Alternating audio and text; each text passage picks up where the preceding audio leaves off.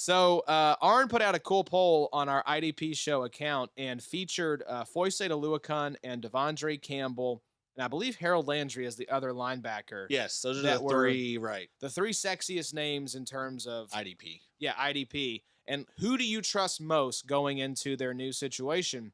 And that was overwhelmingly a victory for Foyesade Oluokun. I know. I So know. I will say, I think Foye goes somewhere else. I think Devondre Campbell comes back with the Packers, and I think Harold Landry goes somewhere else as well. Yeah, I think I feel best about Harold Landry as far as like who's the best player of the bunch. He's actually good. Foye, I don't really know. He hadn't been grading out well. We had the grades next to him. 43.7 this past year. Again, that was a new scheme. But in 2020, it wasn't good either. 39.4. So, grades are telling us that he's not the best linebacker. I think he's still going to get a lot of money. But I though. think so, right? He put up 150 plus tackles. Yeah. Like someone's going to pay for that. Some Dave Gettleman type GM is going to be like, bring me just the box score that has the tackles, and that's all I want to see for my linebackers. And Foye, I do like Foye. Foye does a lot. He makes a lot of big plays. A lot of forced fumbles. Will get you some sacks, picks. Does a lot of everything. I like the way I like his attitude. I listened to his mic'd up recently. How was that? It was a good one. He seems to, be a big part of that defense. People seem to lean on him a lot there. So yeah, I like that stuff. Seemed like a pretty good leader.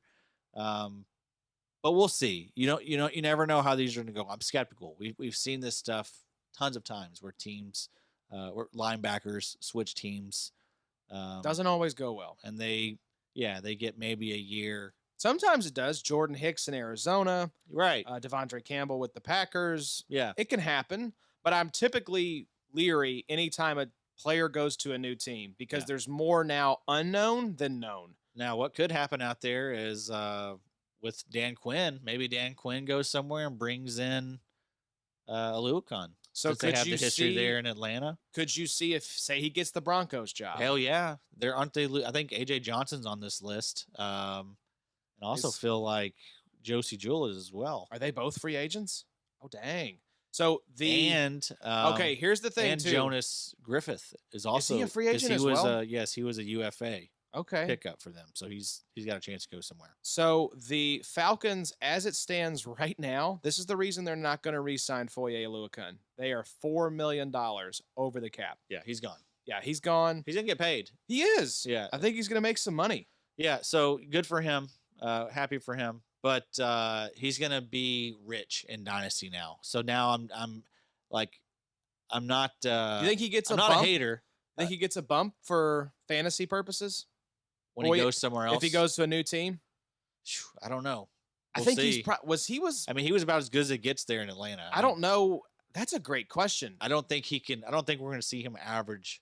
Do you think his ADP is higher in 2022 if he lands in a good situation compared to where it was with the Falcons in 2021? Oh, 100%. Yeah, people were sleeping on him in 2021. He was a value. He was going after Deion Jones.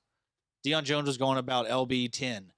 Foye was going LB 20 to 25. I think it depends on the landing spot, but if he lands in a spot like Denver with a Dan Quinn, that I think could drive him into like the top 12 of redraft. I think he's the easiest sell of all time. He's never going to average 17 points per game again. Put it on the board.